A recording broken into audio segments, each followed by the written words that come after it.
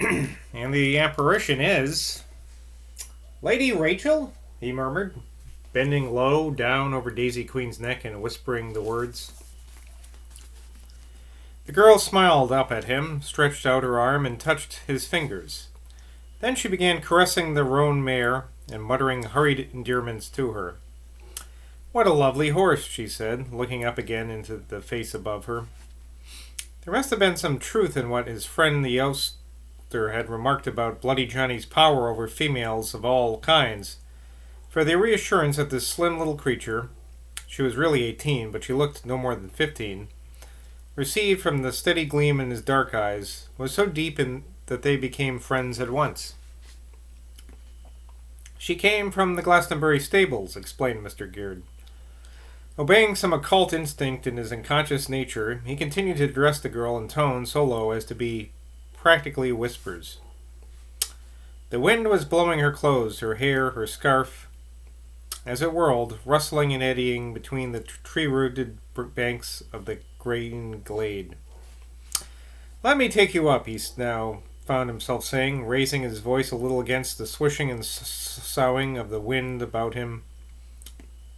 Hold her still and I'll come, she said, and thrusting herself between Daisy Queen's rump and the high mossy bank, she made use of a beech tree root as one step and the man's foot in his stirrup as another, and in the second was mounted behind him, perched sideways in the rear of his saddle, her thin arms round his waist, and her fingers clutching tight to the flaps of Cannon Crow's old ulster. Daisy Queen, feeling this new burden on her back, leaped forward with a wild bound, but the path being steep just there, did not require any great display of horsemanship on Bloody Johnny's part to bring the mare under control. They trotted forward now comfortably enough under the swaying, anyway, of the tossing and creaking branches. It was a wild, blown arcade of newly budded leaves through which they burst, the smooth beech trunks rising up like pillars at each side of them, and the fallen twigs and broken branches trotted in the mud below them in Daisy Queen's hooves. In Bloody Johnny's nostrils was the sweet spring sap of the torn foliage above and beneath them, and the fainter sweetness, but not less spring-like and youthful, of the young girl's chestnut-colored curls that were now blowing loose and free after a struggle to retain her seat. They were soon in full sight of the grey stone roof and gay grey buttressed walls of the Cornish King's hunting lodge. The place resembled one of those Gothic turrets with low flanking heavy masonry that one sees in roughly engraved vignettes of German fairy tales. In small, compact size rather increased than diminished the Nordic massiveness of its time-battered cornices, its moss-grown ledges with grey carved balustrades, its narrow foliated window arches, its lichen-covered battlements. The emerald-green grass blades that were sprouting freshly between the time-worn stones and the torn twigs with soft young leaves upon them that the wind was tossing against the masonry enhanced, like new-plucked petals against an aged skin, the hoary antiquity of this strange building. The moment they reached the entrance, the young girl slipped lightly from Daisy Queen's flanks and, running up the steps, opened the massive door. This she held open, clinging to the iron handle in the wind, and calling loudly to someone within, while Mr. Gerd slowly got down from the saddle and moved to the mare's head. Two servants came hurrying out of her call, a nervous little old man with a straggly white beard, and a sturdy, soldier-like middle-aged man with a rugged, solemn face and grave eyes. The ex-soldier took Daisy Queen's bridle from Mr. Gerd's hand, touched his hat politely to Mr. Gerd, and let the mare round the corner of the building, while the old man entered into a hurried, low-toned colloquy with Lady Rachel. Bloody Johnny struck his crumpled black trousers several times with his riding crop, gazed round him with a calm interest, and then, removing his hat and wiping his forehead with the back of his hand, came slowly up the time-indented steps. When they were all three inside the hallway, where burned a large open fire and where the visitor became aware of all manner of trophies of hunting and of fishing hung about high, smoke-begrimed walls, the old man assisted Bloody Johnny to remove his ulster, gave a glance at his feet as if he expected to have a pull of heavy boots as well, and pushed up a great carved chair to the side of the earth. I'm going to have to pause for a second because I don't know what ulster means in this context, and I've been saying it a while. So I want to find out what it means. It sounds like it means stirs, doesn't it? A man's long, loose overcoat. Oh, yeah, okay. Like Doc Hollywood. I did know that. Alright. Not Doc Hollywood. Doc Holliday? Is that his name? The Western guy? Anyway. Very steampunk. Do you smoke, Mr. Geard? Inquired Lady Rachel, bringing him a box of cigarettes and holding it out to him with one hand, while she gathered up her discordant curls with the other. She came close up to the arm of his chair, pressing her young body against the side of it with something of the wild animal's coaxing movement in her gesture, and smiled down into his face as he leaned his big head back against the escutcheon of the family carved in smoke-darkened oak, and stretched out his feet towards the blaze. One of Mr. Geard's deepest characteristics, a characteristic wherein his long line of Saxon ancestors, preserving their obstinate identity under centuries of Norman tyranny, had provided the basis, and his own singular psychic aplomb, the magnetic poise, was his power of relaxing his whole being and enjoying physical sensations without the least self-consciousness or embarrassment in anyone's presence. This characteristic, this complete absence of nervous self-consciousness, always had a reassuring effect upon women, children, and animals, as it doubtless would have had upon savages. It was this deep secret of physical ease, this curious freedom from bodily self-consciousness, that gave Mr. Geard his advantage with the real aristocracy, who strongly resemble women and savages in their contempt for corporal uneasiness. Thus, as Rachel Zoylan, whose ancestors in the male line had fought under Charlemagne and in the female line had been Varangian henchmen of Byzantine emperors, bent over the figure of Bloody Johnny, resting after his ride in that heraldic chair, she felt completely untroubled by his crumpled black trousers, by his absurd tie that looked like the tie of an undertaker, by his gray flannel shirt, the cuffs of which protruded so far beyond the sleeves of his coat, and by his rumpled woolen socks fallen so low over his boots that the skin of his ankles was clearly visible. She turned now and spoke to the old servant, who was still hovering above the hall. "Tell Mrs. Bellamy she can begin dishing out, John," she said. "Father only gone down to the end of the South Drive to see if Mr. Geard was coming that way. He'll be in any minute now."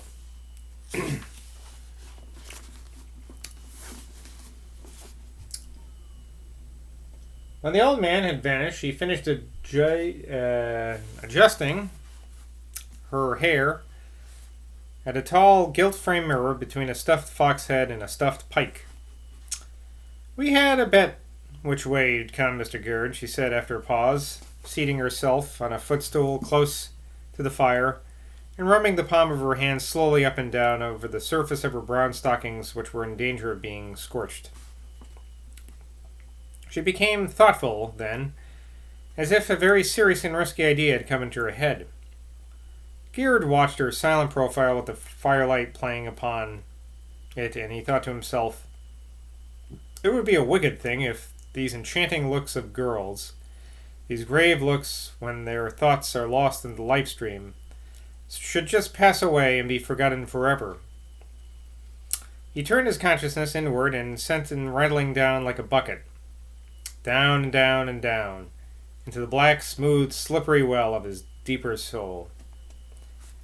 But Lady Rachel was not thinking any vague and articulate thoughts. She was thinking hard and desperately about a most concrete and practical question. Should she confide in this man? She knew her father had an unbounded respect for him, but after all, to speak of such a sacred thing, her whole inner life, the consecration of all her days, to a complete stranger, 5 minutes after she had met him.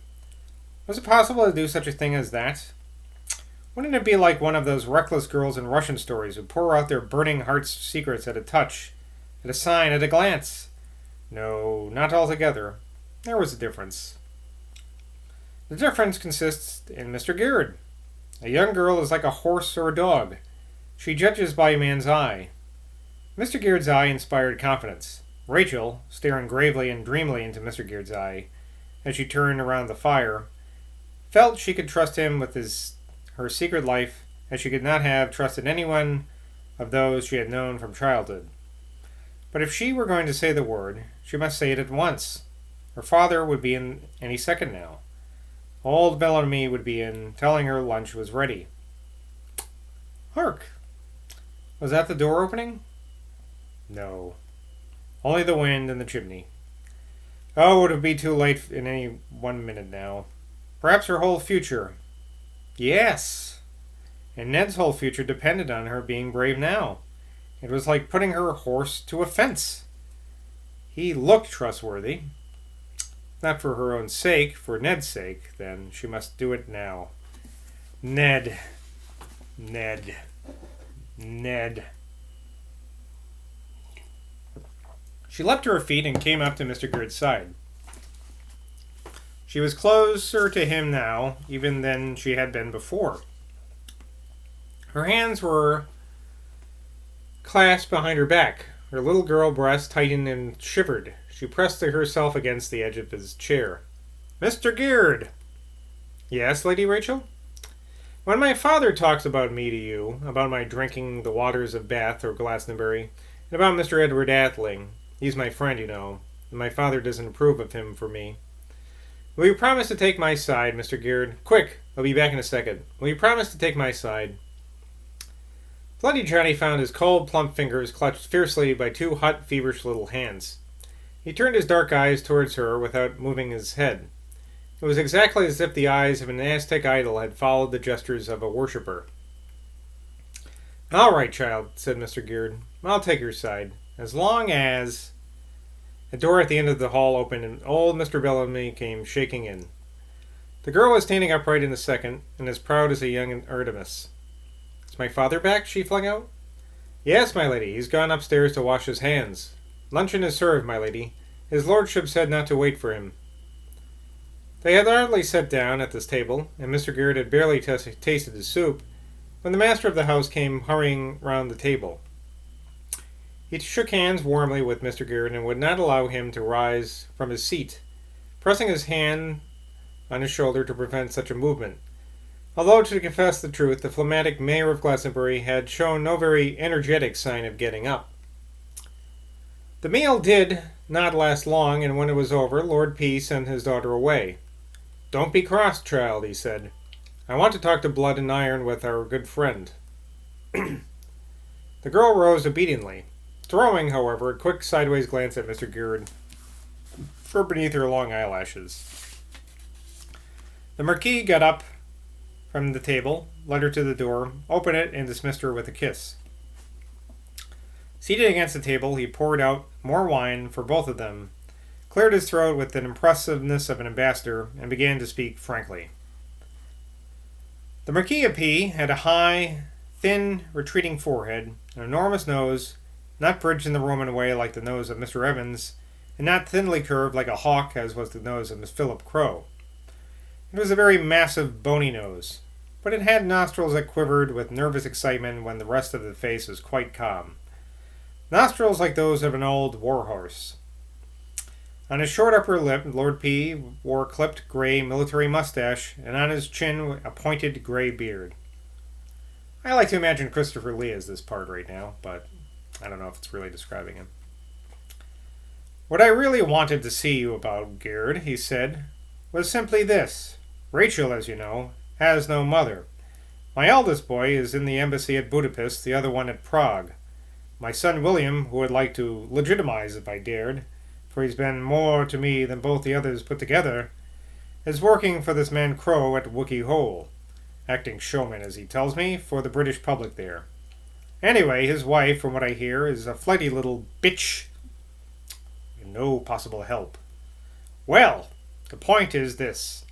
My little Rachel has fallen in love with a young farmer over at Middlezoy called Ned Atling. Atling's a good old Saxon name, none better than I believe, and the boy's people are well-to-do yeomen. But, apart from everything else, my girl's only 18. Too young for marriage, too young for anything serious or permanent. The womenfolk of my family have heard of this lad, and they're up all in arms. Jumpy, in fact, jumpy and vicious.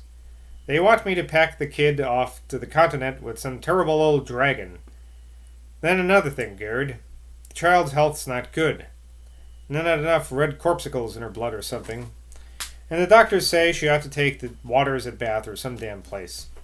I'm no doctor, Johnny, my friend, and I'm no psychologist. But I do know this, that to tear her away, bag and baggage, from any glimpse of this Atling boy would be just to finish her off. My sister Lady Bessie lives at Bath and wants to have her there. But Bessie's a positively ferocious old maid. She'd kill the child's earth in a month. Her heart. I could see it like a map. Now what I was wondering was this. Isn't there anyone I could send her to in Glastonbury? Those Chalice Hill waters of yours have enough iron in them to put red corpuscles into 100 anemic little girls. For God's sakes, tell me, Johnny. You're mayor of the confounded place. Who could I send the kid to in your town? Who would look after her and feed her properly and see she didn't get into trouble? Mind you, it's a bit of a delicate situation and not rather nice handling. I want her to go on seeing this young chap, not often, you know, but once in a while. I don't want her to get into her little head that I'm acting like an enraged papa and trying to separate them. What I'd like, of course, would be for her to get a glimpse of those people of his out at Middlezoy and have her own reaction, as I'm pretty sure she would, for she's a regular little Zoyland, against the whole tribe of them. Well, I went a little bit over, but wanted to finish his little, well, he'll keep on talking, but that's a good place to stop anyway. And we had the word bitch, B-I-T-C-H, in there, which is 1933. I didn't think they were using it in that context yet, but I think it came up earlier. And there's some other word, some swear word I remember. Shit, maybe? Did somebody say that? Anyway, till next time. Bye-bye.